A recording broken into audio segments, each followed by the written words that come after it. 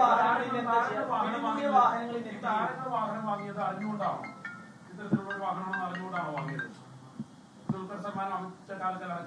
നമ്മള് അവരുടെയൊക്കെ വീടുകളിൽ ഇന്ന് പരിശോധന നടത്തിയെന്നുള്ളത് ശരിയാണ്. അവരുടെ വണ്ടികൾ നമ്മൾ നോക്കിയിട്ടുണ്ട്. അവരുടെ വണ്ടികൾ 1-2 ഇവിടെ വന്നിട്ടുണ്ട്. നമുക്കതിന് ഡോക്യുമെന്റ്സ് കാണണം, അവരുടെ സ്റ്റേറ്റ്മെന്റ് എടുക്കണം. അവരെല്ലാം ഇതിനകത്ത് എന്തുമാത്രം ഇൻവോൾവ് ആണ്, അല്ലെങ്കിൽ അറിയാതെയാണോ അറിഞ്ഞാണോ എന്നുള്ളതിനെ കുറിച്ചൊക്കെ നമ്മൾ അവരുടെ സ്റ്റേറ്റ്മെന്റ് എടുക്കുമ്പോഴേ നമുക്ക് മനസ്സിലാവുള്ളൂ. നമ്മൾ ഇന്ന് പരിശോധനയിൽ ഉൾപ്പെട്ടിട്ടുള്ളത് ദുൽഖർ സൽമാൻ, പൃഥ്വിരാജിന്റെ വീട്ടിൽ ഒന്ന് നമ്മൾ പരിശോധന നടത്തി.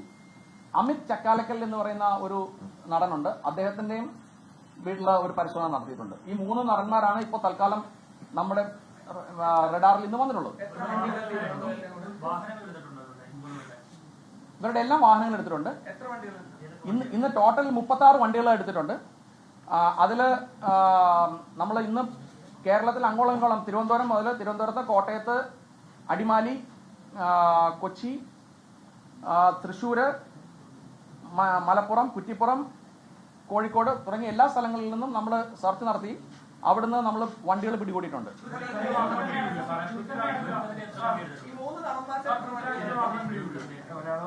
പൃഥ്വിരാജിന്റെ വണ്ടികളൊന്നും നമ്മൾ എടുത്തിട്ടില്ല. നമ്മൾ ഡോക്യുമെന്റ്സ് നോക്കുന്നേ ഉള്ളൂ. ദുൽഖറിന്റെ 2 വണ്ടികൾ തൽക്കാലം നമ്മൾ ഐഡന്റിഫൈ ചെയ്തിട്ടുണ്ട്. നമ്പർ ഞാൻ ഓർക്കുന്നില്ല.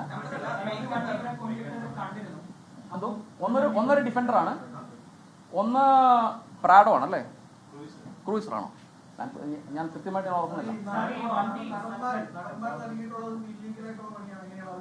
നമ്മൾ അവരുടെ സ്റ്റേറ്റ്മെന്റ് ഇതുവരെ എടുത്തില്ലല്ലോ. നമ്മൾ ഇന്നത്തെ ഫസ്റ്റ് സ്റ്റേജ് എന്ന് പറയുന്നത് വണ്ടികൾ ഏതൊക്കെയാണെന്ന് ഐഡന്റിഫൈ ചെയ്തത്. നമുക്ക് എത്രയും വണ്ടികളെ നമുക്ക് സീസ് ചെയ്യാൻ പറ്റുമോ അത് നമ്മൾ നോക്കുമായിരുന്നു.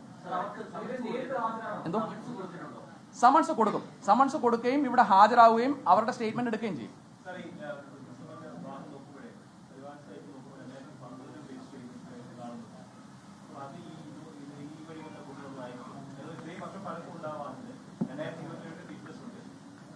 ഈ പറയുന്ന ഞാൻ പറഞ്ഞില്ലേ, പരിവാഹൻ വെബ്സൈറ്റില് പല തിരിമറികളും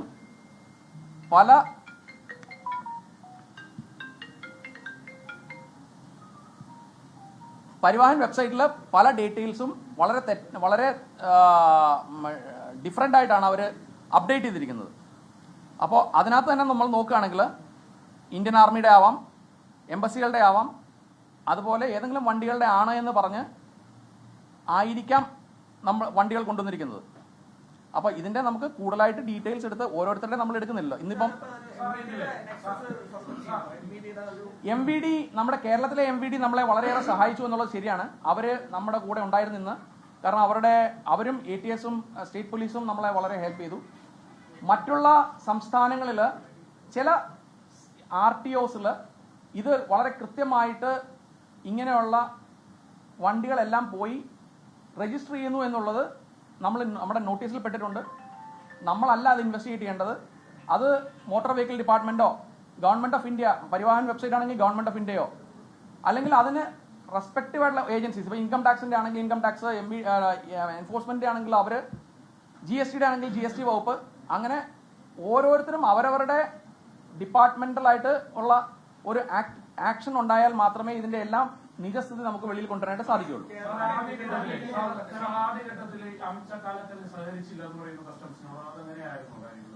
ആദ്യകാലത്ത് വെച്ചാൽ ഇന്നോ ആയിരിക്കാം. അതിനെക്കുറിച്ച് കൂടുതലായിട്ട് പറയുന്നത് ശരിയല്ലല്ലോ. എന്തോ ഉടമകളൊക്കെ നേരിട്ട് ഹാജരാവേണ്ടി വരും.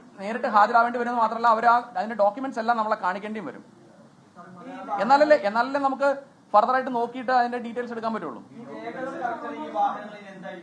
രേഖകൾ കറക്റ്റ് അല്ലെങ്കിൽ വാഹനങ്ങൾ പിടിച്ചെടുക്കാൻ തന്നെ ചെയ്യേണ്ടി വരും. കാരണം ഈ പറയുന്ന വാഹനങ്ങളെല്ലാം കൃത്യമായിട്ട് ഉള്ള രേഖകൾ അല്ലെങ്കിൽ ഇല്ലീഗലായിട്ട് ഇമ്പോർട്ട് ചെയ്തിട്ടുള്ള സാധനങ്ങളാണെങ്കിൽ തീർച്ചയായിട്ടും കള്ളക്കടത്ത് നടത്തിയ ഒരു സാധനം എന്നുള്ള നിലയിൽ തന്നെ അതിനെ പിടിച്ചെടുക്കേണ്ടി വരും.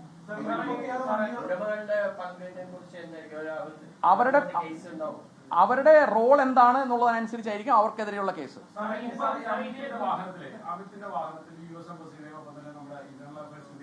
വ്യാജരേഖകൾ ഉണ്ടായിരുന്നു എന്ന് പറയുന്നുണ്ട്. അങ്ങനെയാണോ? ഇൻവെസ്റ്റിഗേഷൻ ഞാൻ പറഞ്ഞില്ലേ, അമിത് ചക്കാലക്കൽ ഇവിടെ വന്നിട്ട് ഇപ്പം ഒരു മണിക്കൂർ പോലും ആയിട്ടില്ല. അദ്ദേഹം സമൻസ് കൊടുത്ത് വന്നു, അദ്ദേഹം തിരിച്ചു പോവുകയും ചെയ്യും. അല്ല, ഇന്ന് വേണമെന്നില്ല. ഇതിന്റെ ഭാഗമായിട്ട്, ഇൻവെസ്റ്റിഗേഷന്റെ ഭാഗമായിട്ട് എപ്പോൾ വേണമെങ്കിലും നമുക്ക് നോട്ടീസ് കൊടുക്കുകയും അതിനനുസരിച്ച് അവരോട് വരാൻ പറയുകയും ചെയ്യാം.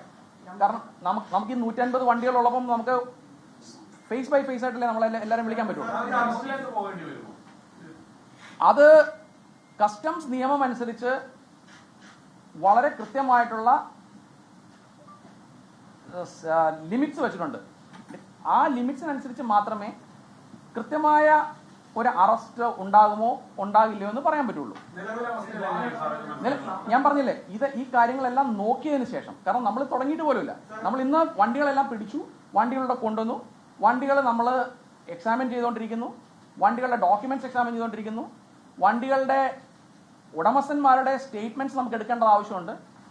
ഈ വണ്ടികളുടെ ഉടമസ്ഥന്മാര് യഥാർത്ഥത്തിൽ വാങ്ങിച്ചതാണെങ്കിൽ, കൃത്യമായ രേഖകളോടെ വാങ്ങിച്ചതാണെങ്കിൽ, അവർക്ക് അറിയാതെ പറ്റിയതാണെന്ന് ചിലപ്പോൾ നമുക്ക് വിശ്വസിക്കേണ്ടി വരും.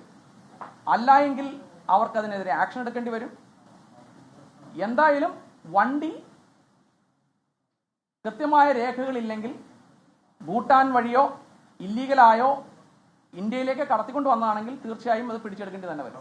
ലോകത്തെവിടെയായാലും ഏത് സമയത്തും 24 വാർത്തകളും ഓഗ്മെന്റഡ് റിയാലിറ്റി പാക്കേജുകളും എക്സ്പ്ലെയിനറുകളും വിശദമായി കാണാൻ ഞങ്ങളുടെ യൂട്യൂബ് ചാനൽ നിങ്ങൾക്ക് സബ്സ്ക്രൈബ് ചെയ്യാം.